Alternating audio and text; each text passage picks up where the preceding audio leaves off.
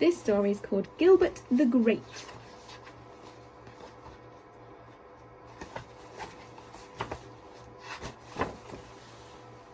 From the time Gilbert the Great Shark was a tiny pup, Raymond the Ramona stuck to him like glue. Raymond was always on Gilbert's side. When Gilbert was stuck in seaweed, Raymond untangled him. When Gilbert got dirty, Raymond cleaned him up.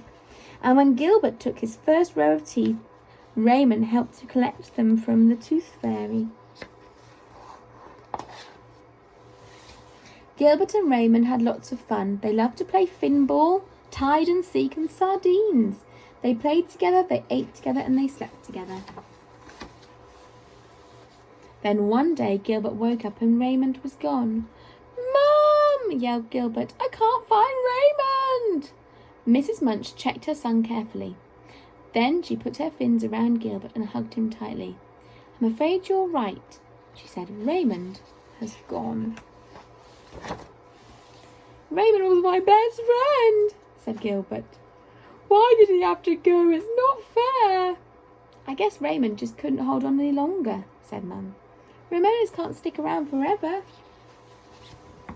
She kissed Gilbert on the snout. "Go and play hide and seek with the pilot fish. It will help take your mind off Raymond." But Gilbert couldn't help thinking about Raymond. "Perhaps Raymond will come back," Gilbert said. "Raymond would come back if he could," said Mum, "but he can't. Let's go and watch basking ball. The thrashing threshers are playing the tidal tigers. Who do you want to win?" Gilbert looked around. There was no sign anywhere. None of them were Raymond. "I don't care," he said. He swam off before they could either side had scored a basket. After the game, Mum took Gilbert to the coral reef to see a clownfish. "It's not my fault Raymond's gone," Gilbert snapped as they passed an eel. "Last week I called him a sucker." Mrs. Munch smiled. "Everyone falls out sometimes," she said. "Raymond knew you loved him and he loved you." The next day at school, everyone was kind to Gilbert. He was allowed to play on the seesaw for as long as he wanted. "Cheer up," said the mallet. "There are plenty more fish in the sea." "There isn't another Raymond," said Gilbert as he swished his tail and swam in the seaweed. Gilbert was still sulking into the seaweed when Mum came to collect him from school. "It's not the same without Raymond," Gilbert said. "I know," said Mum. "But Raymond wouldn't want you to be unhappy, would he?" "No," said Gilbert through a wobbly smile. "I was lucky that Raymond was my best friend," Gilbert gulped. "But I wish he was here now. I miss him so much." "Sometimes it helps to cry," said Mum. Gilbert cried and cried and cried. His salty tears mingled in with the deep, dark ocean. Mum took Gilbert gently by the fin and towed him into the shallow water. Rocked by the gentle wave, they gazed out at the vast sandy seashore and the endless blue sky. "I hope Raymond's happy wherever he is," said Gilbert. "I'm sure he is," said Mum. "I'm hungry," said Gilbert. "We'll go to the wreck," said Mum. Gilbert's eyes lit up. They didn't usually go to the wreck. Mum didn't like him eating junk food.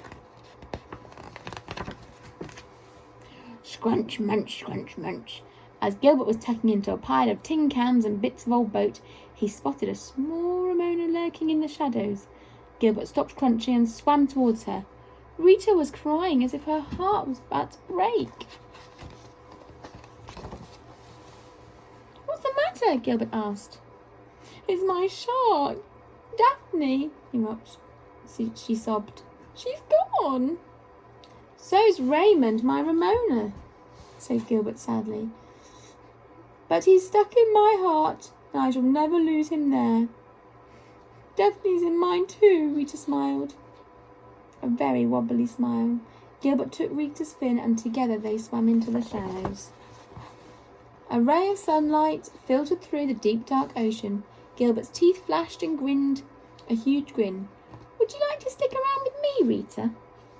Sunlight danced in Rita's eyes. "I'd love to stick around with you," she said. Fin. That's the end in French. Le fin. That's a nice story.